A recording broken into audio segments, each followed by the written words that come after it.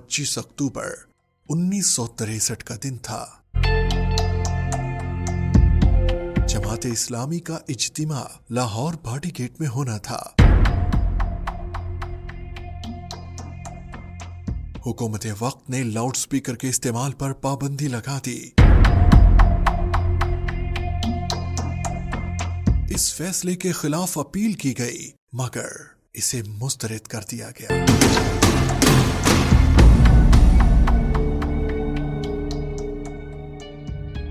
जमात इस्लामी के पुरअज़्म अमीर सैयद अबुल आला मौदूदी रहमतुल्लाह अलैह ने लाउड स्पीकर के बगैर ही इज्तिमा करने का फैसला कर लिया।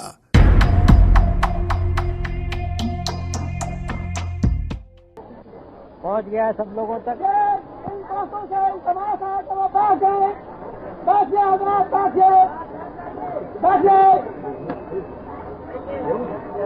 मौलाना की तकरीर लिखकर इज्तिमागाह में पहुंचा दी गई, जहां बुलंद आवाज से इसे पढ़कर शुरका को सुनाया गया। सब जगह पहुंच गया है, इस्तेमाल कर लिए। इस मौके पर हुकूमत ने इज्तिमा को उल्टाने के लिए गुंडों का गिरोह भेजा।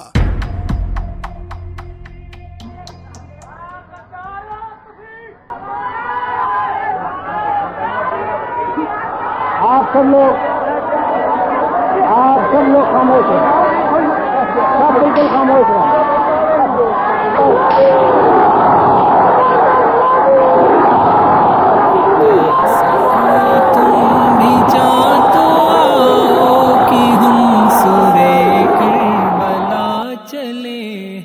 गुंडों ने शामियानों की रस्सियां काट डाली, बेतहाशा फायरिंग की, एक कारकुन को शहीद कर दिया गया। सूरत है जी भाई, उधर कारकुन भेजिए फौरन। क्या आ रही? वो रस्सियां काट रही। कोई बात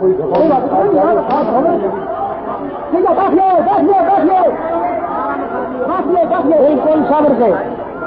आदमी मौजूद है काम करने वाले, बिल्कुल सब्र से मौजूद है, इंतजाम हो जाएगा। आप लोग बैठे खामोशी से तकरीर सुन लें। इस मौका पर मौलाना की तकरीर के तारीखी अल्फाज उनकी जुबानी महफूज कर लिए गए, जिनमें उलुल अज़्मी, जुर्रते किरदार और बेबाकाना अंदाज साफ महसूस किया जा सकता है। मेरे अजीज साथियों, अल्लाह के दीन के लिए जो काम हमको करना है उसमें दो सिफतें जरूर होनी चाहिए, एक सब्र, दूसरे हिकमत। सब्र का तकाजा यह है कि आपकी राह में जो रुकावट भी डाली जाए उस पर न तो मुस्तैल होकर आप ज़हन का तवाज़ुन खो बैठें और न दिल शिकस्ता होकर अपने मकसद के बजाय रुकावट डालने वाले का मकसद पूरा करें, बल्कि हर रुकावट के आने पर आपका अज़्म त्यों का त्यों कायम रहना चाहिए और जज्बात की गर्मी से अपने दिलो दिमाग को महफूज रखकर आपको वो राह इख्तियार करनी चाहिए जो हिकमत के मुताबिक हो। हिकमत यह है कि आप बस एक ही बंदी राह पर आंखें बंद करके चलने के आदी न हो, बल्कि आप में ये सलाहियत हो कि एक रास्ता बंद होते ही 10 दूसरे रास्ते में बर वक्त निकाल सके।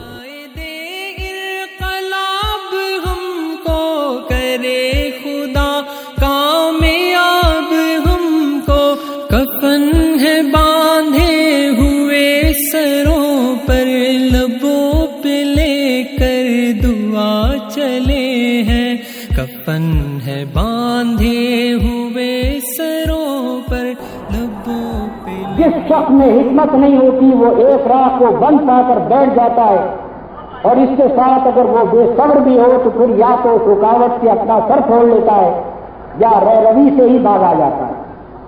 मगर जिसे अल्लाह ने हिकमत और सब्र दोनों से नवाजा हो वो जुए रवा की तरह होता है, जिसकी मंजिल कोई चीज भी खोटी नहीं कर सकती।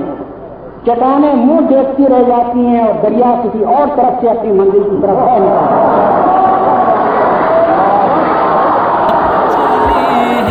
कफन है बांधे हुए सरों पर, लबों पे लेकर दुआ चले हैं।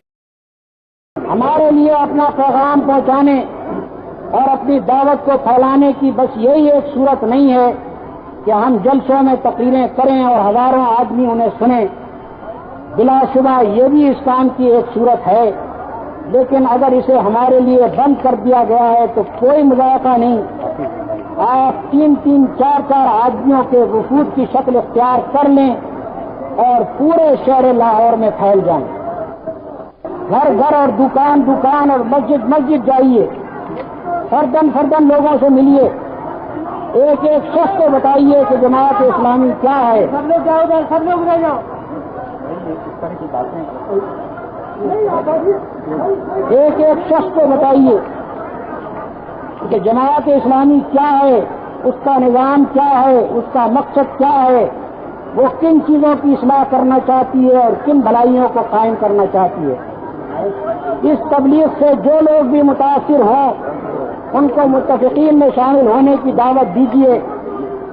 جو لوگ مزید کچھ سمجھنا چاہیں ان کو جماعت کے لٹریچر سے روشناس کرائیے تاکہ وہ بعد میں خود پڑھ کر رائے قائم کر سکیں. جو لوگ دلچسپی نہ لیں ان کے پیچھے نہ پڑیے بلکہ اپنا وقت ان پر صرف کیجیے جو دلچسپی لینے والے ہوں. اور جو لوگ بحث میں الجھنے کی کوشش کریں ان سے الجھے بغیر گزر جائیے. آپ کا طریقہ ادعو الی سبیل ربک بالحکمت والموعظۃ الحسنۃ ربانی ہدایت کے مطابق ہونا چاہیے. آپ کی زبان شیریں ہو، آپ کے اخلاق پاکیزہ ہو، آپ کا برتاؤ شریفانہ ہو، آپ برائی کا جواب بھی بھلائی سے دیں اور آپ زبانی سے نہیں اپنے عمل اور اپنے رویے سے بھی یہ ثابت کریں کہ آپ کن واقع بدی کی جگہ نیکی قائم کرنے والے ہیں. اس کے بعد یقین رکھیے کہ اللہ کی رحمت آپ کے ساتھ ہوگی اور جتنا کام آپ کریں گے اس سے زیادہ کام اللہ کے فرشتے آپ کے ساتھ مل کر کریں گے. میں ہاتھ دو گے تو دشمن دی کو مات دو گے. ہمارے ہاتھوں میں ہاتھ دو گے تو دشمن دی کو مات دو گے. ہماری شانوں کو تھپ تھپاتے محمد مصطفیٰ چلے ہیں. ہمارے شان